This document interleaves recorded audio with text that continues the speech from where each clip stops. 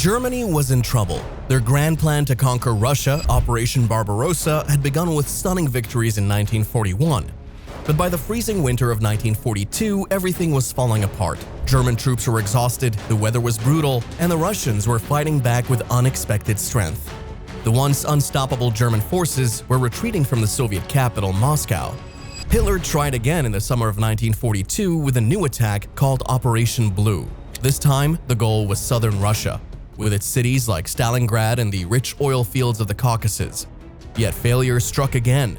The Russians held their ground at Stalingrad, then struck back. By the end of 1942, Hitler's entire southern army was in danger of complete collapse. In desperation, Hitler looked for a savior, a military genius who could snatch victory from the jaws of defeat. His fellow officers had one name in mind: Erich von Manstein, a man they believed was the most brilliant commander in the entire German army.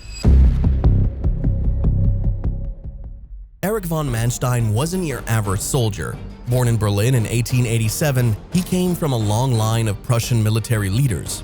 His father was an artillery general, both his grandfathers led armies, and even his uncle was the famous general and later president Paul von Hindenburg. Military life was in his blood.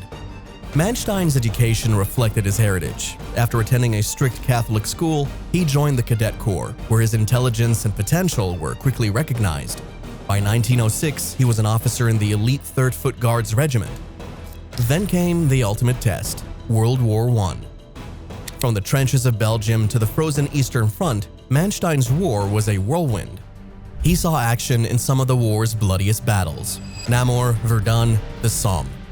By 1914, he was part of Hindenburg's renowned 8th Army. An injury in November 1914 sent him home to recover, but by 1915 he was back in staff duty, planning major offensives.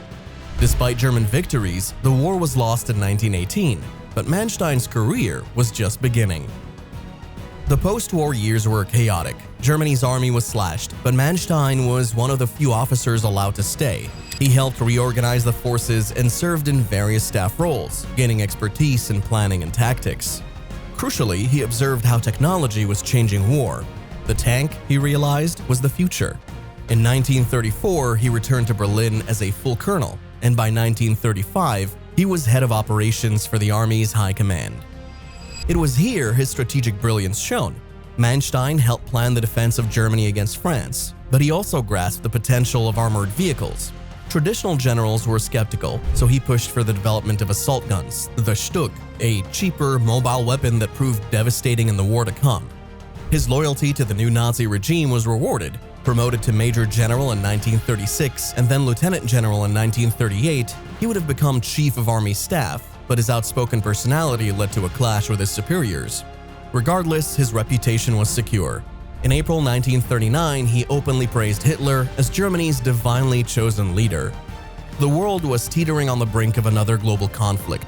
Hitler's ambitions clashed with the limits imposed by the World War I peace treaty. The stage was set, and soon, Germany's rebuilt war machine would need a guiding hand. Erich von Manstein, with his lineage, his wounds, his tactical mind, and his unwavering support of the regime, was ready to lead the charge. The Second World War erupted in 1939, and Manstein's cold, calculated theories transformed into devastating reality. Now leading the 18th Panzer Division, he was unleashed upon Poland. Manstein's tanks didn't just attack enemy defenses, they bypassed them, shattering their lines of communication and plunging deep behind their lines. The shell-shocked Poles, fighting with outdated tactics, were quickly overrun. If Poland was a demonstration, the Battle of France in 1940 was Manstein's masterpiece. The original invasion plan, cautious and methodical, wasn't good enough for him.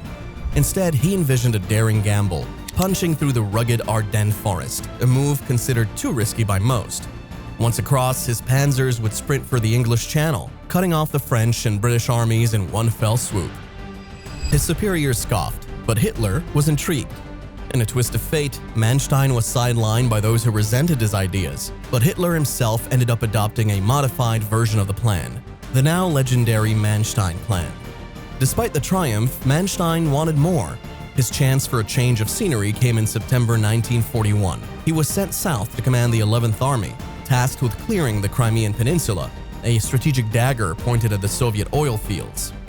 Manstein's forces crashed through initial Soviet lines but faced constant counterattacks. His units were largely infantry, vulnerable to Soviet air power. Still, they captured most of the peninsula except for one stubborn fortress, Sevastopol. Sevastopol, a heavily fortified port, became his obsession. His early assaults failed spectacularly, bogging down into a bloody siege. Yet, 1942 brought new opportunities. A Soviet attempt to retake Crimea ended in disaster, with Manstein ruthlessly crushing their forces at Kerch. He then turned his full fury back to Sevastopol. With massive artillery barrages, even using giant railway guns, he finally stormed the city in July.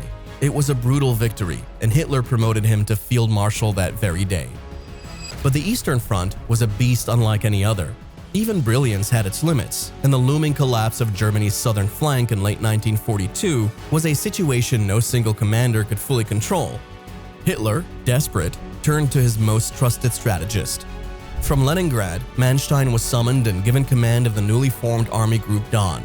His task, almost Herculean, was to rescue the trapped 6th Army at Stalingrad and restabilize the entire crumbling front.